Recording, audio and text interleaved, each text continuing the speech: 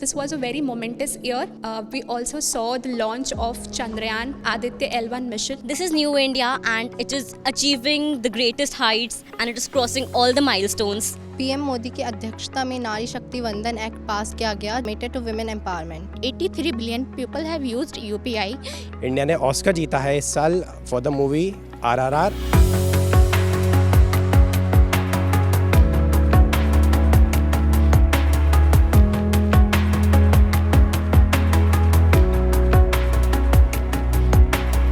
Fridays at MyGov के latest episode में आप सभी का स्वागत है। साल 2023 का अंत होने वाला है और 2024 में जल्द हम आगाज करेंगे। लेकिन इस साल 2023 में ऐसी क्या उपलब्धि रही जो इस नए भारत ने हासिल की?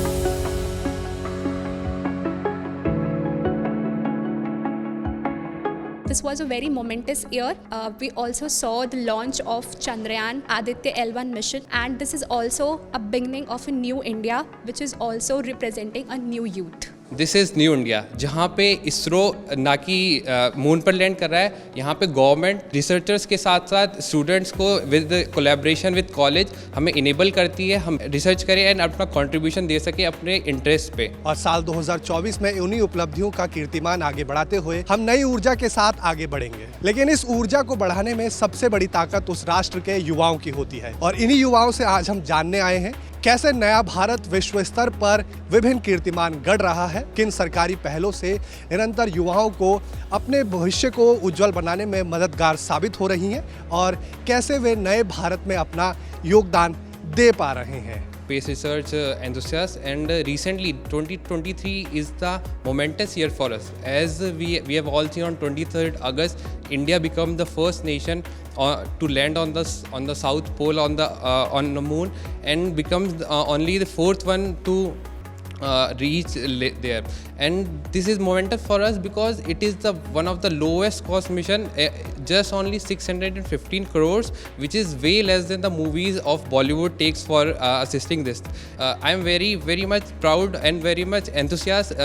After my completing my graduation, I will definitely look forward to grab an opportunity and contribute to the research community of India. जैसे कि प्रधानमंत्री नरेंद्र मोदी ने कहा है कि आने वाला दुनिया का भविष्य टेक पावर्ड होगा, ऐसे में सरकार भी टेक पावर को बहुत ज़्यादा एनहेंस कर रही है।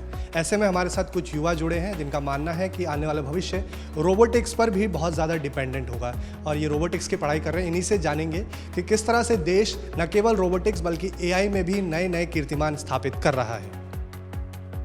I would like to present my thanks to Shri Narendra Modi ji for advancing the resources as well as help and incubation centers for all over the India. ये हमारे पास अनुष्का दी robot हैं और मैं आपको मिलवाना चाहता हूँ इनसे। ये दुनिया की ऐसी पहली रोबोट है जो सारी लैंग्वेजेस जानती हैं, दुनिया की सारी लैंग्वेजेस ये समझ सकती हैं और उसमें रिप्लाई कर सकती हैं। ये 50 से ज़्यादा हैंड जेस्चर्स बना सकती हैं एज वेल एज़ 20 आई जेस्चर्स इनके अंदर हैं। ये सभी लैंग्वेज समझने के साथ साथ रियल टाइम में अपने डेटाबेस अपडेट भी कर सकती हैं। ये दुनिया की पहली ऐसी रोबोट हैं जिन्हें वैदिक प्रिंसिपल्स के हिसाब से बनाया गया है।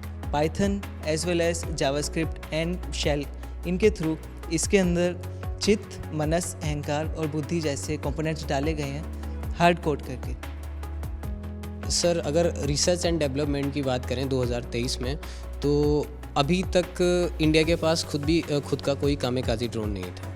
कामेकाजी एक मिनी मिसाइल है जो जापानीज़ टेक्नोलॉजी पे वर्क करती है। इंडिया के पास जो अभी कामेकाजी थे वो 2 इजराइल और एक US से ख़रीदा हुआ था, बट रिसेंटली 3 महीने पहले इंडिया ने अपना खुद का मेड इन इंडिया आत्मनिर्भर भारत से लोगों को एक कामेकाजी ड्रोन को डेवलप किया है, जिसकी परफॉर्मेंस इजराइल की कामेकाजी को भी बीट कर रही है। तो 2023 में हम इंडिया ड्रोन की टेक्नोलॉजी में, ड्रोन के सेक्टर्स में काफ़ी तेज़ी से आगे बढ़ रहा है। This is new India.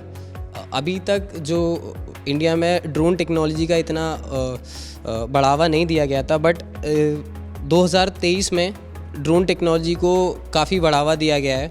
और साथ ही अगर हम बात करें with respect to a global, तो इंडिया एक बहुत ही उभरता हुआ ड्रोन सेक्टर में आगे आ रहा है। तो इस स्पीड से हम बात करें तो नेक्स्ट 5 ईयर्स में हम बाकी के माइलस्टोन जो हम लोगों ने ड्रोन डिफेंस द्वारा टारगेट किए गए हैं वो अचीव कर पाएंगे।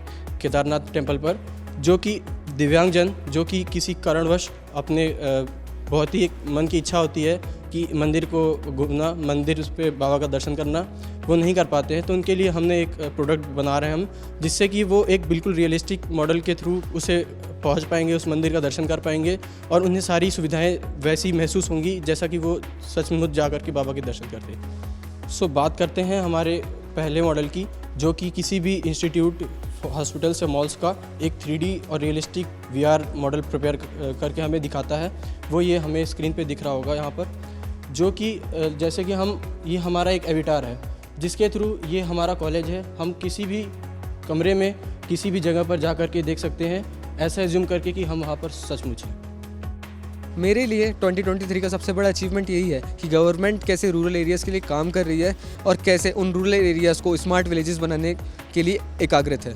मैंने नोटिस किया है, बहुत जगह पढ़ा भी है, बहुत सारी न्यूज़ भी देखी है कि लोगों को, औरतों को स्पेशली घरों के लिए जब पानी लाना पड़ता था पीने के लिए, उसमें कई मीलों दूर चल के जाना पड़ता था, जिससे उन्हें ना तो पर्याप्त पानी मिल पाता था और उनकी फैमिली को भी बहुत परेशानी होती थी। रूरल एरिया में 1/3 ऑफ द पॉपुलेशन को रूरल एरिया की टैप वाटर कनेक्शंस प्रोवाइड कर दिए गवर्नमेंट। इन लोगों को पानी पीने के लिए मीलों दूर चलने की ज़रूरत नहीं है। अब सिर्फ वो एक नल का कनेक्शन खोलेंगे, नल से पानी भरेंगे और पी सकते हैं। अब इससे हमें पता चलता है कि सरकार जो है सिर्फ पीने के पानी के लिए ही नहीं बल्कि उनकी हेल्थ पे भी ध्यान रखती है। अगर वो गंदा पानी पिएंगे तो उससे बहुत सारी बीमारियां हो सकती हैं, टाइफाइड, डेंगू, लेकिन अब टैप वाटर कनेक्शन से हम साफ़ पानी पी सकते हैं और बीमारियों से बच सकते हैं।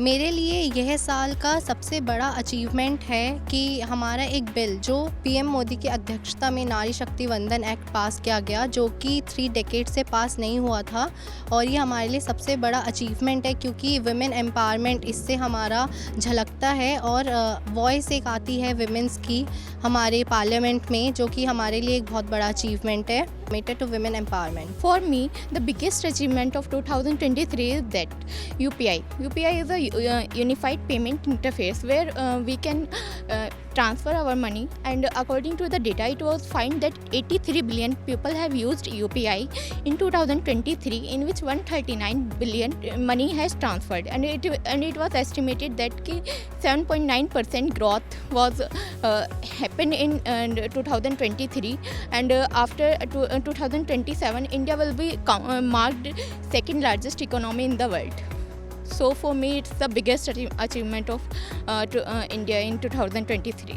This is the first time that Under-19 Women Championship ICC tournament held in the world, and it is a great achievement for all of our Indians that India win the ICC championship over England in the South Africa, and India won by 7 wickets over England, and it motivates all of the Indians and females member to attract towards the sport, and this is only possible because of the government initiatives and the support and the resources provided by the government. And I want to thank to the government that they help us as a youth and help upheld ourselves to become a successful achievement in the life. मेरे लिए 2023 का सबसे बड़ा achievement ये रहा है क्योंकि मैंने ट्रैवल किया है रिसेंटली 6 महीने में बहुत सारी जगह से। तो सबसे बड़ा जो है ये दिल्ली से गाज़ियाबाद होते हुए मेरठ तक की जो नमो भारत जो ट्रेन है ये जर्नी कवर कर रही है। पहले जो कि काफ़ी बहुत टाइम लगता था, 2-2.5 घंटे लगते थे, लेकिन अब वो टाइम पीरियड काफ़ी कम हो चुका है क्योंकि जो रैपिड जो नमो भारत जो ट्रेन है वो काफ़ी कम टाइम में वो डिस्टेंस को कवर कर रही है।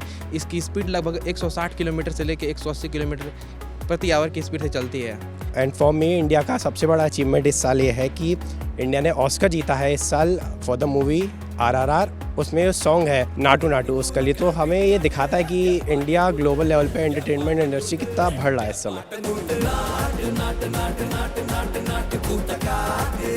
किसी भी देश का आकार या भविष्य उस देश के युवा तय करते हैं। तो इस एपिसोड में आपने जाना कैसे युवाओं ने बताया कि 2023 में भारत ने कई उपलब्धियां हासिल की, चाहे वो G20 समिट का भव्य आयोजन करने से लेकर हो, या चंद्रयान पहुंचाने तक हो, या फिर स्पेस सेक्टर, रिसर्च सेक्टर या इनोवेशन सेक्टर में, इंक्यूबेशन सेक्टर में किस तरह से हमारे युवा स्टार्टअप में एक नई दिशा दे रहे हैं। और चूंकि अब हम दुनिया की 5वीं सबसे बड़ी अर्थव्यवस्था भी बन चुके हैं और 3री सबसे बड़ी अर्थव्यवस्था बनने की ओर भी अग्रसर है। तो आज के फ्राइडेज एट माईगव के एपिसोड में इतना ही, इस उम्मीद के साथ कि साल 2024 का आगाज भी इसी तरह भव्य होगा और साल 2024 में भी हम साल 2023 की तरह नई उपलब्धियां हासिल करेंगे और विश्व में अपना झंडा बार बार फहराएंगे।